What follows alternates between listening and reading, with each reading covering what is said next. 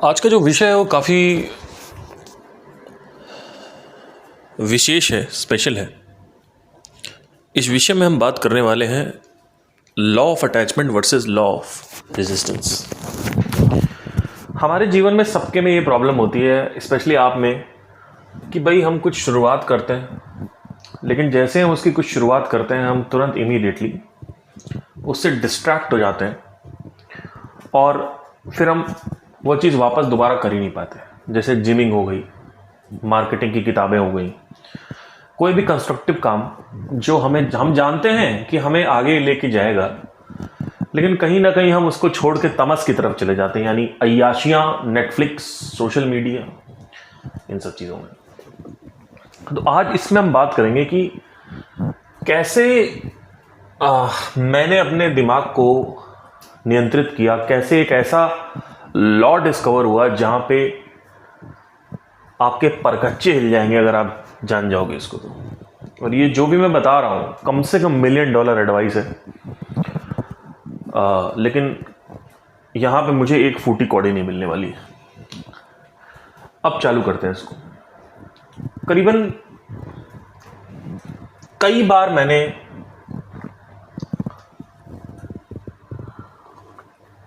Gym को start करने का शुरू में प्रयास किया, पर जिम मेरा सस्टेन नहीं हो पा रहा था। और कई बार मैंने इस पे प्रश्न उठाया, क्वेश्चन किया कि जब तक कोई इमरजेंसी नहीं आती हमारे अंदर, हम जिम नहीं करते। अच्छा, साथ ही साथ एक और ये श्लोक चलता जा रहा था साथ में कृष्ण का, कि कृष्ण कहते हैं कि 4 प्रकार के लोग मेरी शरण में आते हैं। ठीक है, और ये 4 प्रकार के लोग का मतलब, मेरा कहने का मतलब है कि ये 4 प्रकार के लोग सिर्फ इसमें नहीं आते हैं कि जो आध्यात्मिक मार्ग पे आना चाहते हैं। परिवर्तन 4 प्रकार से आता है। कृष्ण ने ये कहा था कि 4 प्रकार के लोग मेरे पास आते हैं, यानी ब्रह्म के पास आते हैं। लेकिन वहाँ पे एक बहुत बड़ी सीख थी कि 4 प्रकार के लोग, परिवर्तन कैसे आता है, 4 प्रकारों से आता है। वो बात परिवर्तन की कर रहे थे, लेकिन लोगों ने जो उसको पढ़ा समझा, आगे बढ़ गए लोग, तो उनको लगा ब्रह्म के पास कैसे आते हैं उसकी बात हो। जबकि ब्रह्म के पास नहीं, चाहे मार्केटिंग के पास भी आना हो, चाहे जिम में जाना हो, ये वहाँ भी अप्लाई हो जाएगा। तो उसमें से 2 चीज़ें थी जो मेन, जो क्लियर निकल के आई, समझ के आई, वो थी क्राइसिस और इच्छा। यानी अगर आप किसी चीज़ के पीछे बहुत ज़्यादा जिज्ञासु हैं, इच्छात्मक हैं, वासना ग्रसित हैं, तो आप उसको अप्लाई करते हैं। अगर आप बहुत दुखी हैं तो आप अप्लाई करते हैं। उदाहरण के तौर पे मैं हमेशा एक उदाहरण देता हूँ, बिल गेट्स और स्टीव जॉब्स का।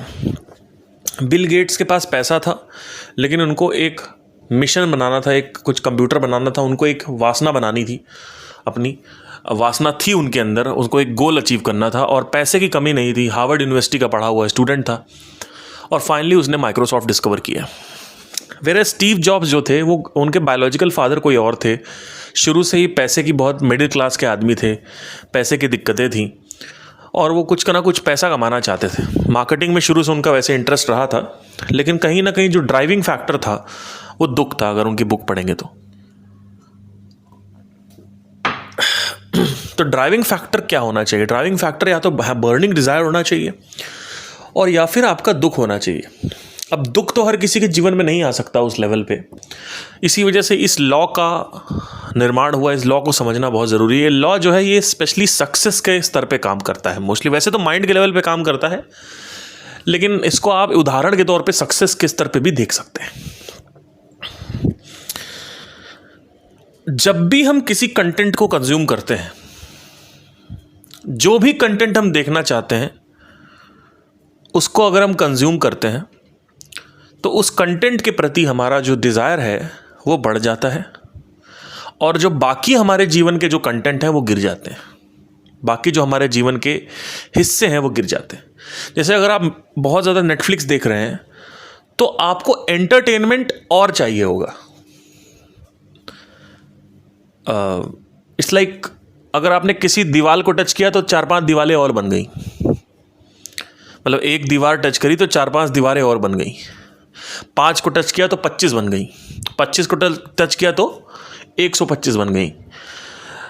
तो जब भी हम नेटफ्लिक्स देखते हैं, जब भी हम सोशल मीडिया देखते हैं, जब भी हम कोई मूवी देखते हैं, तो हमें एंटरटेनमेंट, यानी जो अल्टीमेट जो लक्ष्य है मूवी देखने का, वो क्या है? एंटरटेनमेंट। तो उसकी तरफ हमारा लक्ष्य जो है, हमारा जो माइंड है, वो ज़्यादा बढ़ता चला जाता है। वेरएज अगर हमारा लक्ष्य जिम है, स्वास्थ्य है, तो अगर हम उसके पॉडकास्ट देखते हैं, उसके कंटेंट कंज्यूम करते हैं, तो हम उसकी तरफ इंडोक्ट्रिनेट होने लगते हैं। एक बहुत ही बड़े मार्केटर थे, अभी भी हैं, फ्रैंक कर्न नाम है। उन्होंने कहा यूट्यूब पे पब्लिश करना ज़रूरी क्यों है? मतलब अगर आप यूट्यूब पे वीडियो अपलोड कर रहे हैं तो उसके लिए उन्होंने कहा कि ज़रूरी क्यों होता है वो? क्यों ये ज़रूरी नहीं है कि सिर्फ ऐड चलाए जाए? क्यों ये ज़रूरी नहीं है कि सिर्फ ऐड से आप ऑडियंस लेके आएँ, ऐड से कन्वर्जन करें? जब भी आपके लेट से 200 लोग की ऑडियंस है यूट्यूब पे और आप उनको रेगुलर वीडियो डाल रहे हैं, तो वहाँ पे क्या हो रहा है? ना सिर्फ आपके अंदर उस चीज़ का डिज़ायर बढ़ रहा है, बल्कि उनके अंदर भी उसका डिज़ायर बढ़ रहा है। और अगर आप वीडियो नहीं डालेंगे तो डिज़ायर नहीं बढ़ेगा। तो वो ये कहते हैं कि अगर आप अपने ऑडियंस को कन्वर्ट करना चाहते हैं, पैसा कमाना चाहते हैं उनसे, वो चाहते हैं कि वो कोई एक्शन ले, तो आपको इंडोक्ट्रिनेट सीक्वेंस चलाना पड़ेगा। यानी क्या? आपको रेगुलर वीडियो अपलोड करनी। जैसे जैसे आप वीडियो अपलोड करते जाओगे, जो उनका डिज़ायर है वो बढ़ता जाएगा। जैसे कई लोग मेरे से कहते हैं सर मेडिटेशन के पॉडकास्ट रोज़ किया करो, तो उससे क्या होता है? वो फोकस्ड रहते हैं मेडिटेशन पे। तो अगर आपको किसी चीज़ पे फोकस्ड रहना है तो उसका कंटेंट कंज्यूम करना चालू कर दो, और जो बाकी के कंटेंट है उसको गिराना चालू कर दो। यही मेरे साथ जिमिंग में हुआ। जब मैं जिम करना स्टार्ट किया तो मैं साथ ही साथ, अगर मैं चाहता कि मैं रेगुलर जिम करूं, तो जिम से आने के बाद जो आप कर रहे हो वो मेन जिम होता है। जिम से आ गए, अब किस तरीके का कंटेंट कंज्यूम कर रहे हो? Nutrition podcast, gym exercise podcast, dietitian podcast. अगर ये सब पॉडकास्ट आप देखना चालू करोगे या बुक्स पढ़ना चालू करोगे, तो ऑटोमेटिकली आप सुबह उठ के वापस जिम की तरफ जाओगे। होता क्या है, जब हम जिम से आते हैं तो हमारा फोकस हट जाता है, काम पे चला जाता है, परिवार पे चला जाता है, एंटरटेनमेंट पे चला जाता है। और अगले दिन जब तक दोबारा नंबर आता है जिम जाने का, तब तक हम जिम पे जा ही नहीं पाते। और वे कहते हैं कल जाएंगे, मन ही नहीं करता। क्यों? क्योंकि मन जो है वो आपने पिछले 24 घंटे में कहाँ फोकस लगा रखा है? एंटरटेनमेंट पे, परिवार पे, रिलेशनशिप पे, आशिकी पे, अय्याशियों पे। तो क्या होता है? जिम आप नहीं कर पाते हो। तो ये सब कुछ जब मेरे साथ घटित हुआ, तो मैंने एक लॉ को लिखा, एक पैटर्न डिस्कवर किया। और जब भी मैं पैटर्न डिस्कवर करता हूँ तो उस पैटर्न को हमेशा लिखता हूँ। पैटर्न का नाम है law of attachment versus law of resistance. जब आप कोई नई चीज़ शुरुआत करते हो तो उसके प्रति आपका बहुत ज़्यादा घर्षण होता है, रेजिस्टेंस होता है। लेकिन जैसे जैसे आप उसको रोज़ करते जाते हो, वो चीज़ आपको अच्छी लगने लगती है। जैसे जिमिंग, अगर हम फिजिकल रूप से देखें तो शुरू में हम जब पुशअप मारते हैं तो पुशअप बहुत ही ज़्यादा हार्ड होती है। लेकिन जैसे 1 हफ्ते, 1.5 हफ्ते, 2 हफ्ते बीतते हैं, तो आप देखते हो 1 हफ्ते के भीतर आप पुशअप लगाते हो और पुशअप आपकी इतनी स्मूथ होती है, ना आपको कोई दर्द होता है, ना आपको कोई पीड़ा होती है। 2 हफ्ते बाद आपको और स्मूथ हो जाती हो। 3 हफ्ते बाद आप क्रेव करते हो, कब मैं जाऊं, कब पुशअप लगाऊं। 4 हफ्ते बाद आप रात में सो रहे होते हो, कहते हो कब जिम खुलेगा, कब मैं पुशअप की नई वेरिएशन लगाऊंगा। 5 हफ्ते बाद आपकी नई नई पुशअप की वेरिएशन आ जाती है। 6ठे हफ्ते आप जिम की बाकी एक्सरसाइजेस को और स्मूथली करना चालू कर देते हैं। यानी आपने चालू किया रेजिस्टेंस से और आप चले गए अटैचमेंट पे। ये हो गया फिजिकल स्तर। अब आते हैं मेंटल स्तर फॉर द जिम।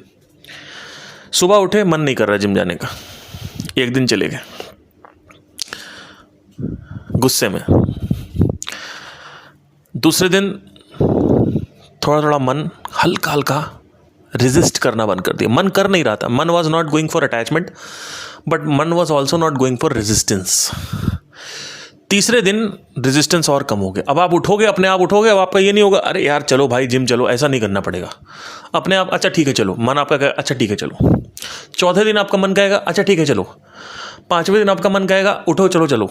छठे दिन आपका कहेगा चलो उठो जिम चलना है। सातवें दिन आपका मन कहेगा अरे भाई जिम नहीं जाना क्या, हो गया टाइम चलो। क्या हो रहा है? अगर आप रेगुलर रहते हो, कंसिस्टेंट रहते हो, जैसे ही आप 24 घंटे का जिम छोड़, मतलब आप आपने आज अगर जिम नहीं किया तो कल थोड़ा रेजिस्टेंस दिखेगा उठने में और पुशअप लगाने में, दोनों में। यानी शारीरिक तौर पे यानी पुशअप लगाने पे, और मानसिक तौर पे प्रिपरेशन ऑफ द जिम, मन कर रहा है जिम करने का, वो जो मन कर रहा है माइंड के लेवल पे, दोनों में रेजिस्टेंस दिखेगा। अगर 2 दिन छोड़ोगे तो रेजिस्टेंस वापस बढ़ जाएगा। मतलब अगर आपने एक महीने जिम किया और अगर आपने 3 दिन नहीं किया तो चौथे दिन जो रेजिस्टेंस पहले था उससे डबल रेजिस्टेंस हो जाएगा। तो आप अगर किसी चीज़ को कंटिन्यूसली 1 हफ्ते तक 10 दिन तक कर लेते हो तो 11वें 12वें दिन आपका मानसिक मन भी करता है और शारीरिक मन भी करता है। यानी शरीर भी आपका कहता है चलो चलो चलो चलो चलो, और मन भी आपका कहता है चलो चलो चलो चलो चलो।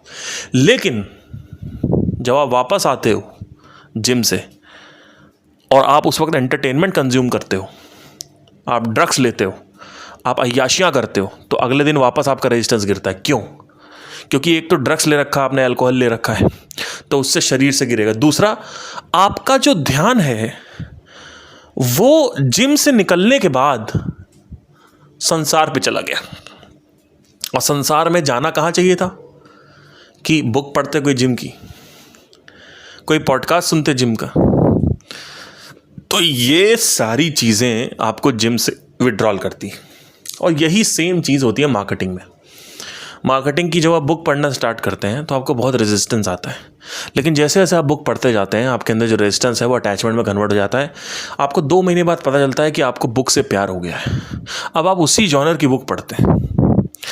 तो this is called law of resistance versus law of attachment. Everything which is राजसिक स्तर, राजसिक लेवल पे कोई भी चीज़ जो है वो अभी दर्द देती है, 2 महीने बाद मज़ा देती है या 10 दिन बाद मज़ा देती है। लेकिन जो तामसिक स्तर की चीज़ें हैं वो अभी मज़ा देगी और 2 महीने बाद दर्द देगी, जैसे सिगरेट, ट्रैवल, गांजा।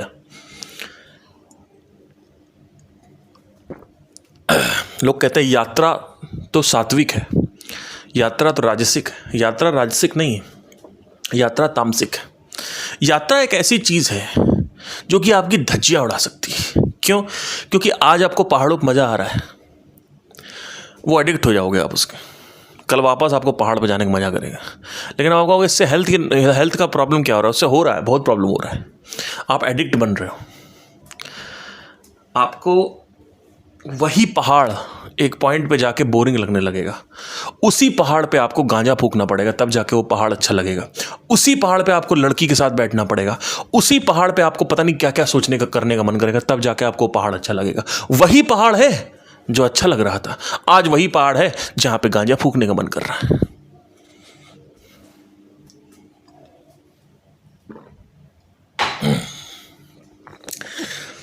तो आप सभी लोगों को law of attachment versus law of resistance पढ़ने की बहुत आवश्यकता है। अब इसको और कैसे स्तर पे यूज किया जा सकता है? कोई भी चीज है, एक्शन मत लो। Do not take the action, do not go for the gym, do not start applying marketing, start reading books, start consuming content related to meditation, marketing, gym, whatever your goal is. If your goal is gym, start seeing the podcast around gym. Start consuming, start talking about gym. आसपास दोस्तों से जबरदस्ती बात करना चालू कर दो, भाई जिम जाना है, अरे जिम जाओ, बढ़िया लगता है, ये लगता है, वो लगता है।